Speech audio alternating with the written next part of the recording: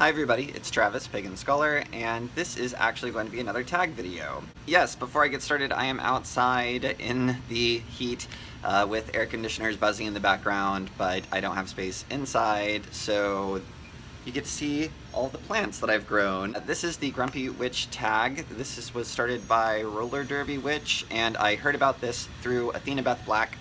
When I saw it pop up in my feed, I was like, an opportunity to be grumpy. My spirit animal is the Grinch, actually, so let's get started. Question 1 is, what is the least favorite time of the year for me, magically? For me, that has to be late winter, early spring, that transition period between winter and spring. Sure, it's great to see spring from the earth, and that's wonderful, but in Texas, it's just the shittiest weather of the entire year. It's worse than the heat.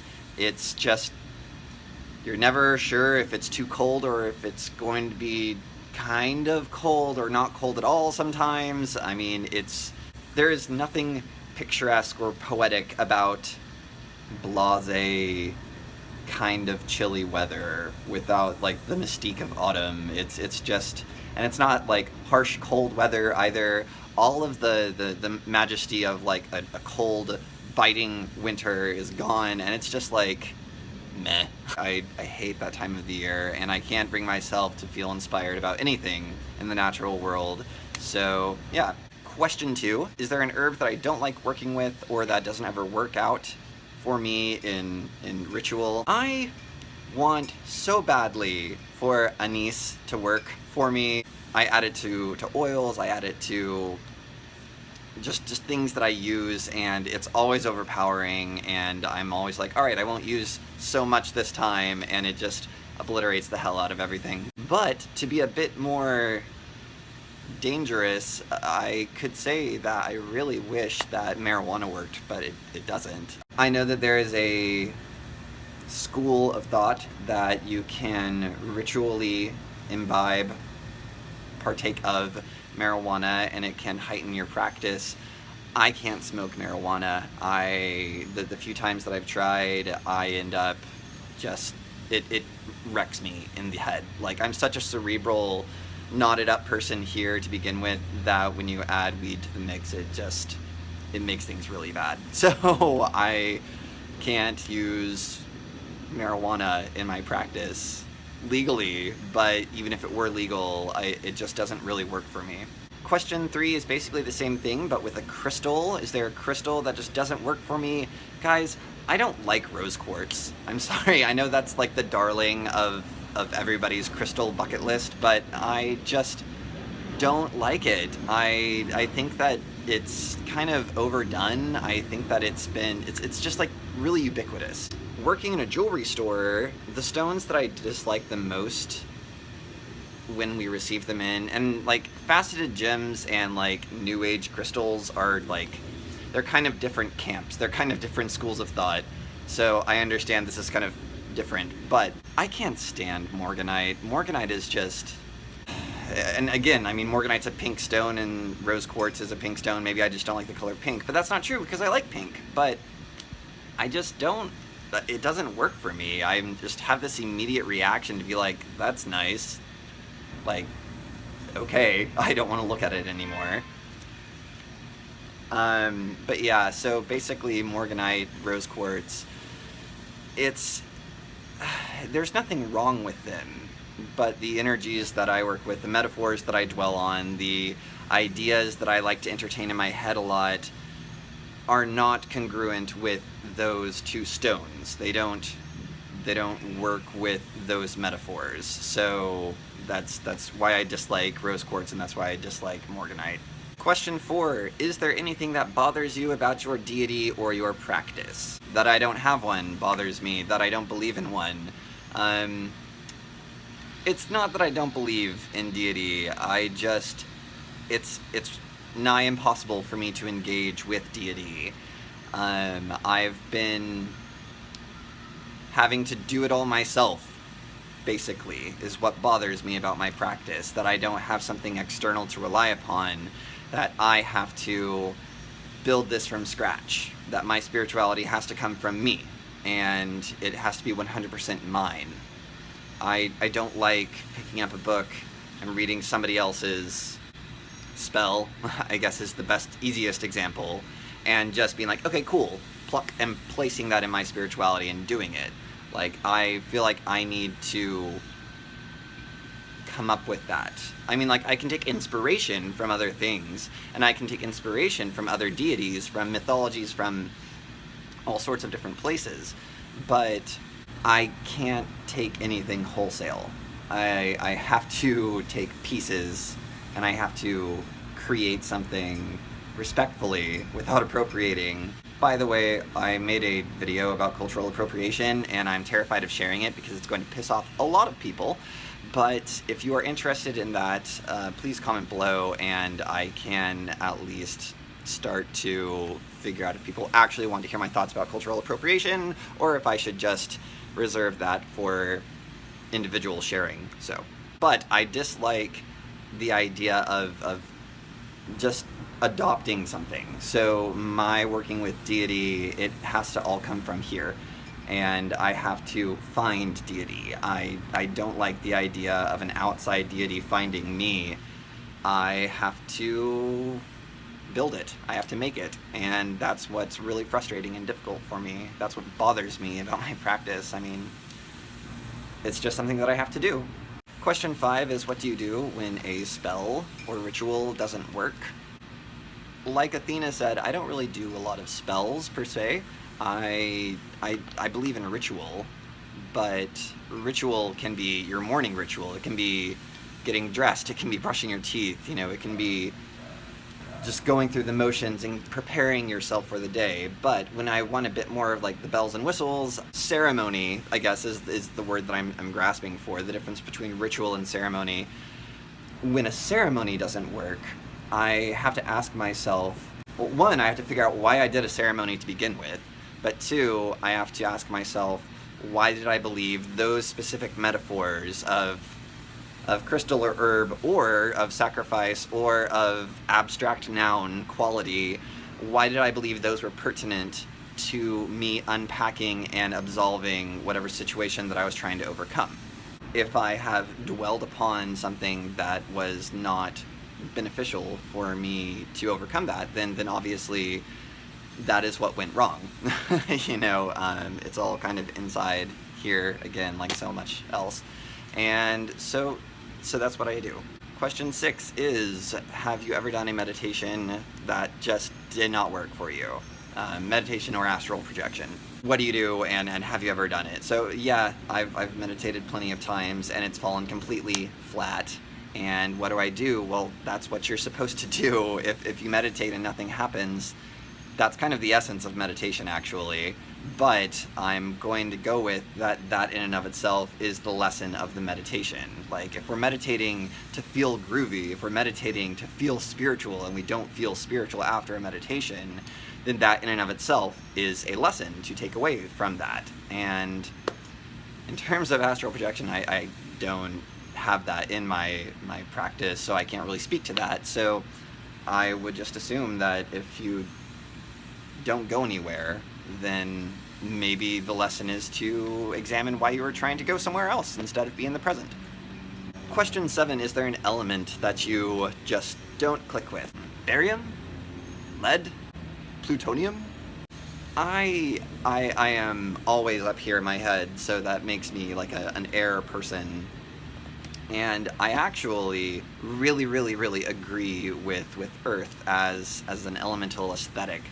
As all of those metaphors of Earth, I agree with them, because whenever I'm all the way up here in my head, whenever I'm stuck being like up in the clouds and I can't come down, Earth is exactly what I need to ground and to turn off my thoughts. It's this fire-water dichotomy that I have problems with. I don't like being an emotionally open person. So water, I guess, because you know, the whole water aesthetic, the water metaphor is our emotions are wet. Tears, you know, sobs, things like that. They're very wet things.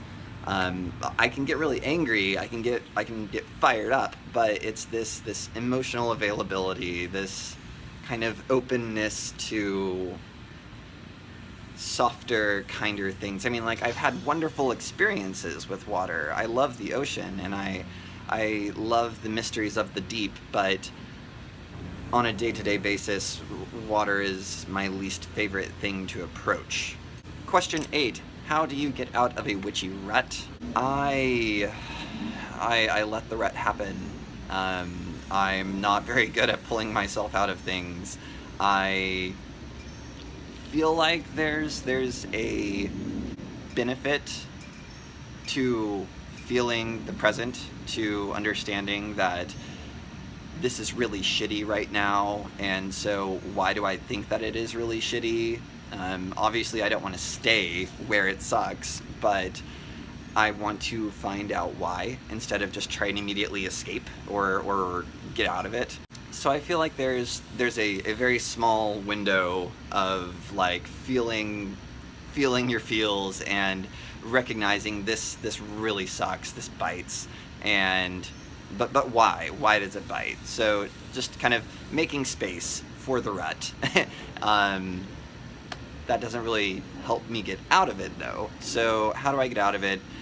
Eventually I'll force myself to try to be creative.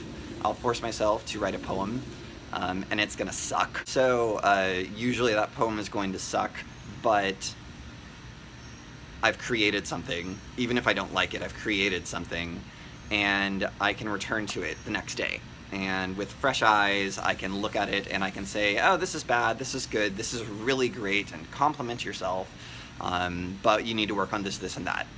And whenever that poem is finally complete, whenever that thing that I've written is done, I feel really good about myself, and I feel creative, and I feel, dare I say, magical, and that's how I try to push myself out of that rut. Question 9, life getting in the way of your practice. How do you deal with that? For me, my life is my practice. That sounds really pretentious and really like guru baba stupid, but I'm trying my best to live as authentically as possible. And I know I fall into bad faith. Thank you, existentialism. I know that I become inauthentic many times. It's impossible to live a completely authentic life 100% of the time. I don't care what your guru tells you, like, it's impossible.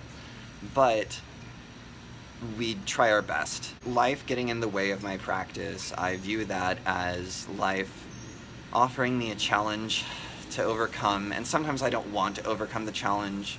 Sometimes I want to throw a tantrum. Sometimes I want to reach out for help or be grumpy, and I think that those emotions are just as valid as well.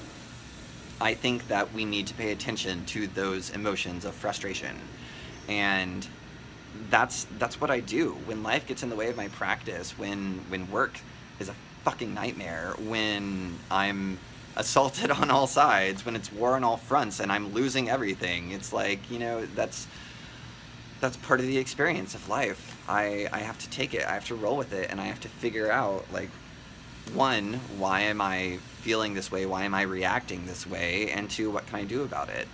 And that has to be my practice. I can't rely on something outside of my life to fix my life. I have to fix my life with my practice inside of it. Like, I'm going all over the screen, but yeah, I feel like my practice has to start in my life. So if life is getting in the way of my practice, I just need to focus on life more. Question 10. I feel like this is kind of that cry for help. I don't think that she's crying for help, but like, when I read this is how I feel. When you have all of these negative feelings about your practice, what do you do? I have a lot of negative feelings, just in general. I don't think that I suffer from depression, but I know that I suffer from anxiety. I am a very, and not in a vainglorious or supercilious kind of way, but like, I'm a cerebral person. I live inside my head. And the scariest place in the world is between your ears. A very dear friend of mine told me that. So with all of these negative feelings about my practice.